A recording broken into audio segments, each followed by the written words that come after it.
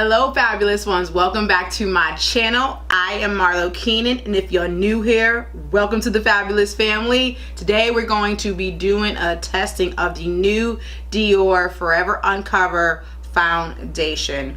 This has been buzzing around. I want to see how it performs. If you want to see if this foundation is a hit or miss, then continue to watch.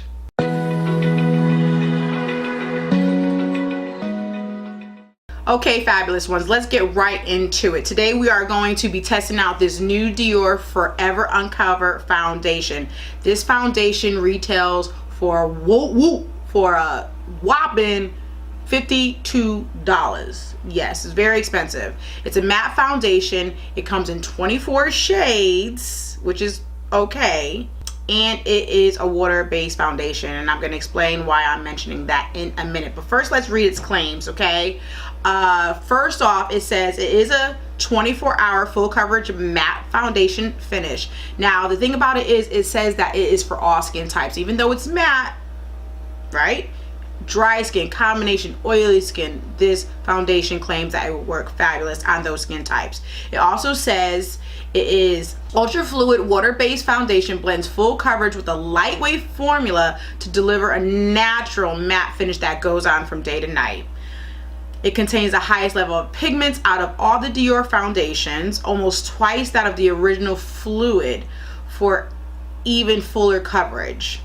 The water-based formula creates an ultra-fine, high pigmented and weightless finish on the skin, providing an impersonal second skin for up to 24 hours. Now, I don't wear my foundation for 24 hours because that's just gross. So, but what I do want to mention is when I went to Sephora and I went to go try to get my shade match, they do have 24 shades, and all of them do range from a neutral, cool, and warm base. Now, I am warm base. Even some of the descriptions said that, you know, it may be, you know, neutral with pink undertones, neutral with yellow undertones, this, that, and the other. Now, I am yellow, and I really can wear foundations that are, you know, right in the neutral tone. Cool, no, I ain't got no time for cool tones, okay? Now, I picked up the shade 45. Now, 45 is definitely darker than my skin tone right now because I am not tan, but since it's an expensive foundation, I was like, let me go ahead and go up a color, only because I will be tan most of the summer. Okay, now, but the shade before that is 44, which is dark almond, but it's cool tone, so it totally didn't, you know, match me at all. But the one above that is 41, which is ochre, which you would think it would fit me. It's 41, which is the medium yellow one, but it came out to be almost kind of like my NC42, which would be a highlight shade for me. Okay, and the next one above this one is 50, which is obviously dark with neutral undertones, but I mean that'd be like way too dark for me. So I was having a problem finding my exact match. None of them were my exact match. Okay, now granted, I am a type of person that I do always have to mix my foundations, you know what I'm saying, to get an exact match. Even though I'm a medium complexion, my skin really adapts well to even foundations that necessarily don't match me. They blend in. It's like my skin is just, I don't know why, to be honest with y'all, it just really does well in terms of adapting to certain foundation colors that I wear. I could make it work, okay? But I'm telling you guys this just to say that when you go to Sephora, you're gonna have a hard time, because even the Sephora person was helping somebody else and they couldn't even find a match for their skin, and they were white. Dior, I guess, needs to put in colors that are between 41, 45, you know what I'm saying? 45 and 50 with different undertones. So what I'm going to do is I'm going to obviously, like I always do, I am going to use a beauty sponge on one side, a brush on the other. Now, I am going to prime just this side because I do want to see how this performs with a primer. Now, what I want to mention is that this is a water-based foundation. It's important that you also use a water-based primer because, you know, primers and foundations typically want to stay in the same family and they just work well together. Do I personally always do that? No. I mean, I'll put a silicone with a water-based foundation in a minute if I want to, but it's just a good thing to use a water-based foundation with a water-based primer if you want to see the most positive longevity impact results. Okay, so today I am going to use the Pores No More Luminous Primer by Dr. Brandt. I do like this primer. I've only used it a few times. I have, you know, really no negative things to say about it. So what I'm gonna do is, and I'm only gonna use a little bit now, because this is a matte foundation, y'all know, like, I moisturize my skin like it's nobody's business because I have dry skin. Anytime I use a matte foundation, I moisturize and oil up my face like it's no tomorrow. Okay, so got the primer, and I'm just gonna go ahead and dab that right into my pores right here. And this primer is a luminous one. I mean, it's not as luminous as my Becca one, which is my Holy Grail primer, but this is the only place I'm going to put that is around my pores, just like such. You know what, guys, as I'm using this primer and really analyzing it and putting it on my face, it does give me a luminous texture to my skin, and it is a little tacky, but I don't see it doing a damn thing for my pores. Like, now that I'm really looking, like right here, this side looks exactly like this side. I'm gonna zoom you up and you guys tell me.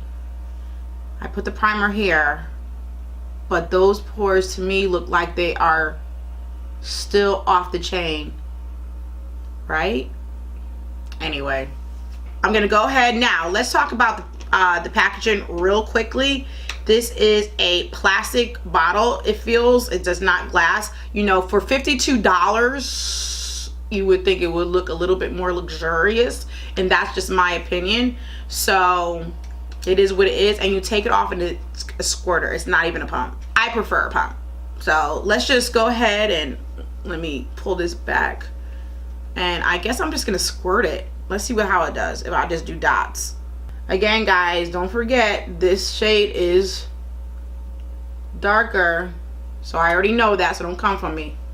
All right, let's go. I'm gonna take my beauty sponge and start dabbing away. It is blending out nicely. The finish is matte, but it's not a dry matte. I can still see my freckles right there. Not, you know, a lot. So I mean, it's definitely medium to full coverage. Let's do the other side with the brush, and I'll do my thoughts. Okay, well, I definitely like blending it out with the brush only because it's quicker, you know what I'm saying, and it blended out very nicely with the beauty sponge as well.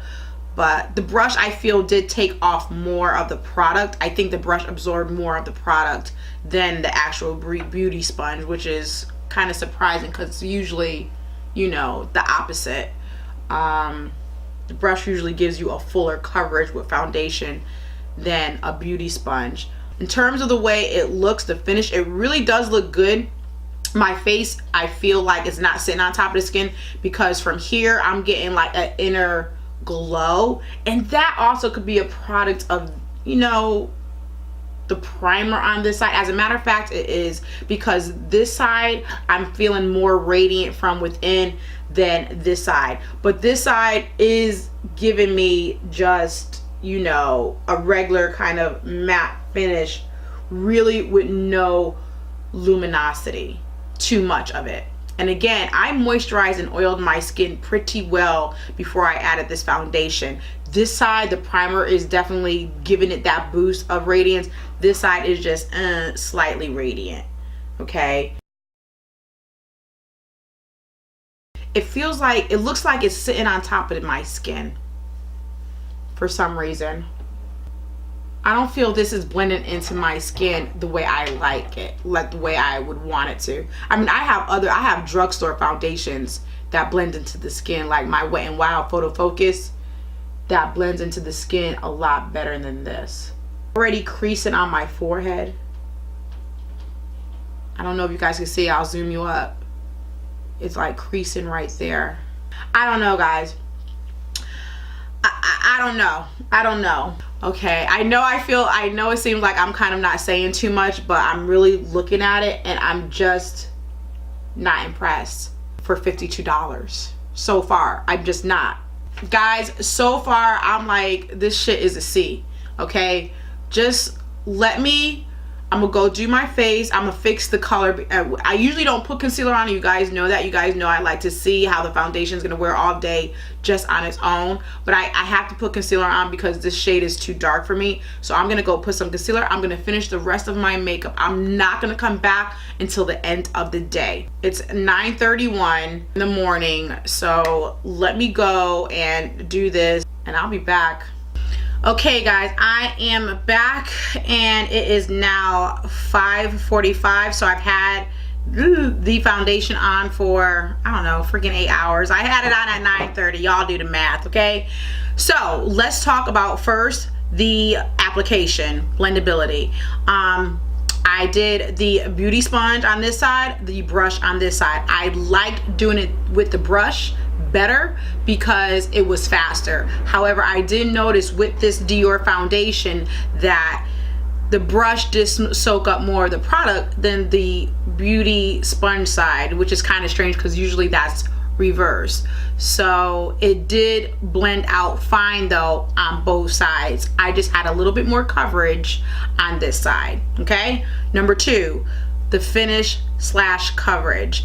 Yes, this foundation is definitely a medium to full coverage for sure. I mean, I think I probably could have went a little bit less because this foundation, one, is darker than my skin tone right now, and two, a little does really go a long way. I probably didn't really have to go ham like I did, but it's foundation. I always go ham on my foundation. And I do feel that this is definitely a matte finish. I even feel like this foundation sat on top of my skin a little bit. I still feel that it's sitting on top of my skin. In terms of the wear time, it's been a long day. It did stay in place, I have to say. It didn't move at all. Like, it still kind of looks the way it did when I first put it on. However, I did bronze up the skin and some of my oils are coming out and peeking through. So if you guys on camera see certain parts of my face that are luminous or dewy, that's because some of my oils are peeking through.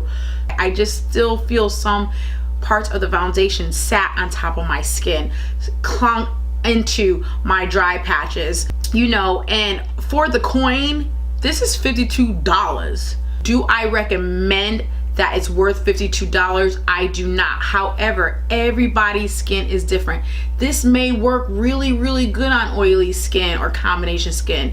Now, mind you, the claims say that this foundation works on all skin types, and I have extremely dry skin, and I moisturized and oiled my skin this morning before I put this on, and I still feel like it clung to my dry patches and this foundation sat on top of my skin.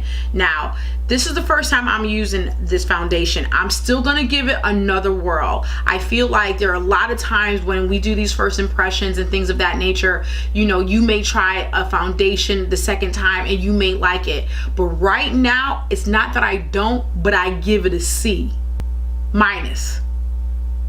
Okay, so, but I'm going to continue to try it, and what I'm going to do is, as I try, I'm going to come back to this video and I will comment down below how it worked. Okay, that's it, guys. Please make sure you comment down below. Let me know if you tried this foundation. Let me know if you're going to try this foundation, because I'm really interested to see how it works on other people's skin. Okay, that's all I have for you folks. Until next time, I will see you in my next video. Bye-bye now.